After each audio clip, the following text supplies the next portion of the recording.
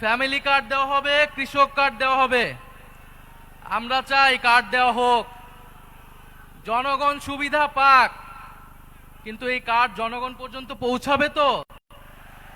2000 টাকার কার্ড নিতে 1000 টাকা ঘুষ দেওয়া লাগবে না তো? তাহলে ঘুষ, চাঁদাবাজি সেটা যদি আমরা নির্মূল না করতে পারি, এই সকল সুযোগ সুবিধা কি জনগণের কাছ পর্যন্ত পৌঁছাবে? একদিকে বলা হচ্ছে কার্ড দিবে, আরেকদিকে ঋণ খেলাপিদেরকে সংসদে নিয়ে যাওয়ার চেষ্টা করা হচ্ছে, নির্বাচন কমিশনকে ব্যবহার করা হচ্ছে, আদালতকে চাপ প্রয়োগ করা হচ্ছে। ফলে এ কেমন দ্বিচারিতা? যদি প্রকৃতপক্ষেই জনগণকে সুবিধা দেওয়ার নিয়ত থাকে, তাহলে কেউ ঋণ খেলাপিকে নমিনেশন দিতে পারে না।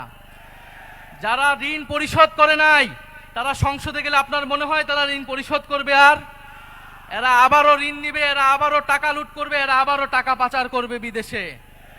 আমরা তো এই বাংলাদেশ চাই নাই, আমরা তো সেই লুটেরাদের বিরুদ্ধেই গণ অভ্যুত্থান করেছি। পরে নতুন কোন লুটেরাদের আমরা ক্ষমতায় যেতে দিব না, বাংলাদেশের জনগণ তাদেরকে ক্ষমতায় যেতে দিবে না। সংগ্রামী বন্ধুগণ, বলা হচ্ছে বস্তিবাসীকে ফ্ল্যাট দেওয়া হবে। বস্তিবাসী ফ্ল্যাট চায় নাই আমাদের কাছে, আপনাদের কাছে। বস্তিবাসী চায় নিরাপদ জীবনের নিশ্চয়তা, বস্তিবাসী চায় মর্যাদাপূর্ণ কর্মসংস্থান। বস্তিবাসীকে ঢাকা শহরে আজ পর্যন্ত যারা ফ্ল্যাট দেওয়ার অঙ্গীকার করেছে, তারা বস্তি উচ্ছেদের পরিকল্পনা করেছে। তারা বস্তিতে আগুন লাগিয়েছে, বলা হয়েছে আপনাদেরকে ফ্ল্যাট দিব, আপনারা বস্তি থেকে উচ্ছেদ হন। আমরা, আল্লাহ না করুক, হয়তো এই ধরনের কোনো প্ল্যান নাই।